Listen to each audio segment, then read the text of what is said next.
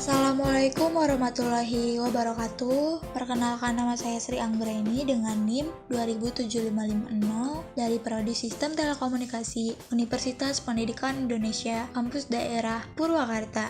Video ini saya ajukan untuk memenuhi ujian tengah semester mata kuliah Jaringan Komunikasi Data dengan dosen pengampu Bapak Galura Muhammad Suranegara, SPD MT. Baik, tanpa berlama-lama, kita langsung mulai pada pembahasan aja yuk teman-teman. Nah, pembahasan yang akan dibahas pada video ini, yang pertama ada Submarine Cable Telegraphy Map. Yang kedua, Internet Protocol versi 4 atau IPv4, serta apa perbedaan antara IP publik dengan IP privat. Pada era dengan kemajuan telekomunikasi yang pesat, seperti saat ini, sekat-sekat antar negara seperti tidak ada halangan. Semua orang dari belahan dunia manapun mampu saling terhubung dengan bantuan adanya suatu jaringan internet. Tapi tahukah kalian bahwa semua ini terhubung dengan suatu sistem teknologi telekomunikasi yang memakai sebuah kabel yang disimpan di bawah laut? Sistem kabel komunikasi bawah laut atau dalam bahasa Inggris, Submarine Cable Telecommunication, yaitu sebuah kabel serat optik di mana sistem pengoperasiannya dengan cara disimpan di dasar laut, yang memiliki fungsi untuk menghubungkan telekomunikasi antar suatu negara. Saat ini, hampir seluruh dunia telah terkoneksi dengan sistem kabel komunikasi bawah laut. Hanya belahan dunia dengan cuaca yang sangat ekstrim, seperti Antartika, yang tidak bisa terkoneksi dengan sistem kabel bawah laut. Di dalam kabel yang digunakan untuk sistem komunikasi bawah laut terdapat 8 lapisan. Lapisan pertama disebut dengan polyethylene, kedua mylar tape, ketiga stranded metal steel wires, keempat aluminium water barrier, kelima polycarbonate, keenam copper or aluminium tube, ketujuh ada petroleum jelly dan optical fiber. Memasang kabel transmisi bawah laut adalah kegiatan yang mahal dan menantang. Masa pakai kabel bawah laut mungkin 25 tahun dan intervensi teknis untuk perbaikannya jika terjadi kesalahan juga mahal dan sulit. Dalam proses pembuatannya, kabel bergerak melalui pabrik kecepatan tinggi dengan ukuran mesin jet membungkus kawat dalam casing tembaga yang membawa listrik melintasi garis untuk menjaga data bergerak tergantung di mana kabel akan ditempatkan. Baja plastik kemudian ditambahkan untuk membantunya bertahan di lingkungan laut yang tidak terduga. Setelah selesai, kabel akan berakhir seukuran selang taman yang tebal. Konveyor yang oleh anggota staf disebut jalan raya kabel membawa kabel langsung ke pelabuhan. Meletakkan kabel transmisi di dasar laut dilakukan oleh kapal khusus atau dikenal dengan cable ship. Cable ship ini membawa kabel-kabel komunikasi ke tempat yang telah ditentukan. Kapal kabel menurunkan kabel komunikasi ke bawah laut dengan kedalamannya mencapai ratusan hingga ribuan meter. Kabel komunikasi yang diturunkan oleh cable ship tersebut memakai trencher atau mesin pembajak, di mana mesin ini mampu menjelajahi laut sampai membentuk lubung panjang.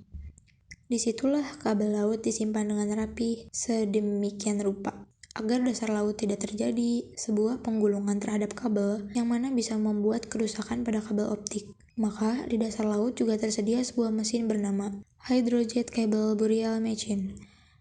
Jet ini berfungsi sebagai penghilang hambatan yang ada di dasar laut seperti karang, agar di dasar laut terjadi tingkat kerataan yang sama.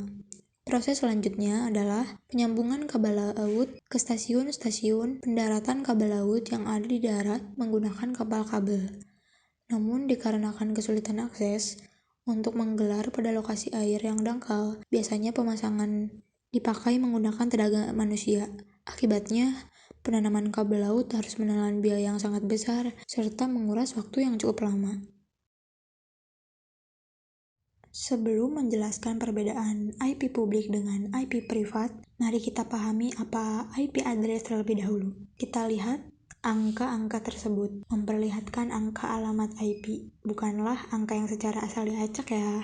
Tapi angka-angka tersebut merupakan sebuah alamat IP atau IP address yang sering kali kita lihat di web browser kita, entah itu saat membuka YouTube, Facebook, dan lain-lain. Lalu, apa itu IP address?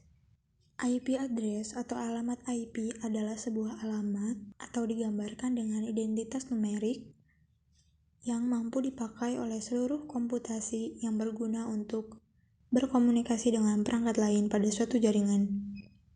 Pada saat ini, IP address terdiri menjadi dua, yaitu IPv4 dan IPv6. Namun, di video kali ini saya hanya akan membahas tentang IPv4. Nah, pada IP version 4 atau kebanyakan dikenal dengan IP saja, ini memiliki sebuah alamat IP khusus dengan pengalamatan sebesar 32 bit dan ini pun dibagi kembali menjadi 4 segmen yang mana setiap segmen terbagi menjadi 8 bit yang direpresentasikan ke dalam bentuk desimal. IP versi 4 ini terdiri dari 4 menampung alamat sebanyak 4,3 miliar alamat. Di dalam IP versi 4 ini terdapat dua jenis alamat. Ada IP publik dan ada IP private. Lalu bagaimana sih penjelasannya? Jenis alamat yang pertama yaitu IP publik. IP publik yaitu sebuah alamat yang telah terakses dengan internet secara umum. Jadi, masyarakat bisa mengakses internet untuk berbagi data, seperti mendownload di internet. IP publik yang telah dipatenkan dan diatur oleh Inter-NIC, yang mana hal ini untuk menjamin alamat IP secara unik atau setiap alamat IP yang dipakai berbeda-beda.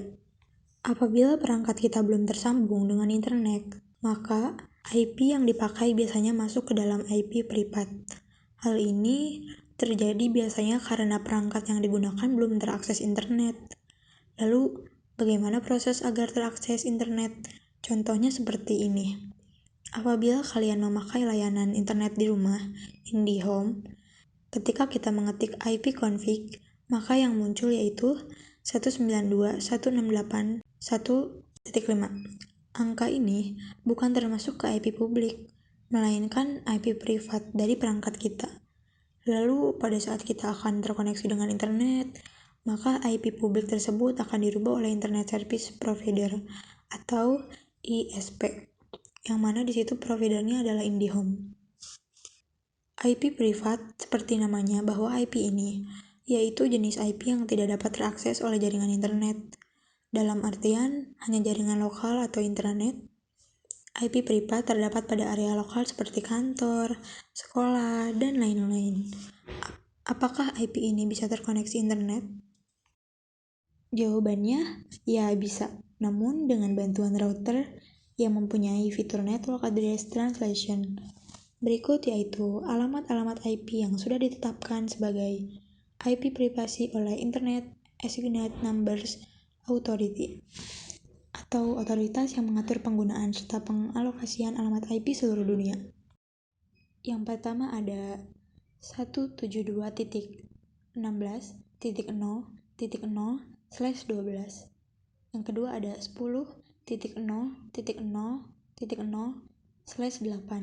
Yang ketiga ada 192.168.0.0/16. Pada sebuah alamat IP terdapat angka biner di dalamnya. Namun, apakah kalian tahu bagaimana cara perhitungan pengkonversian dari alamat IP ke angka biner? Berikut adalah cara-caranya. Sebelum melakukan konversi, kita cek dulu berapa IP address pada perangkat kita. Untuk pengecekannya, kita bisa lakukan dengan internet dengan mengetik "What is my IP address?" maka akan terlihat berapa alamat IP kita. Di sini, alamat IP saya yaitu 180.244.164.166. Pertama, kita bisa melakukan pengkonversian dengan cara otomatis, yaitu kita harus menuju ke website di Google dengan pencarian konversi IP address ke angka biner. Selanjutnya, klik website yang dipilih lalu kita masukkan IP address kita dan klik OK. Maka secara otomatis akan keluar angka biner pada IP address kita. Cara kedua adalah cara manual, yaitu sebagai berikut. Contoh diketahui sebuah IP saya yaitu 180.244.164.166. Selanjutnya, kita bagi menjadi 4 segmen, yaitu pertama, segmen angka 180, kedua, 244, ketiga, 164, dan keempat, 166. Pertama, kita lihat segmen 180.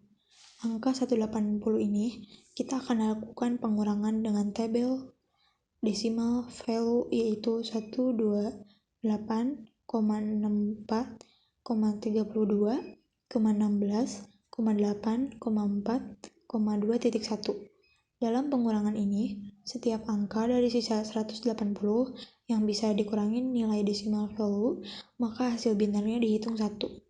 Namun, apabila tidak bisa dikurangi, maka nilai binarnya 0. Berikut adalah cara perhitungannya. Baik, segitu saja pembahasan dan penjelasan saya. Saya Sri Anggreni, pamit undur diri. Mohon maaf apabila ada kesalahan dalam penjelasan. Wassalamualaikum warahmatullahi wabarakatuh. Sampai jumpa di next video.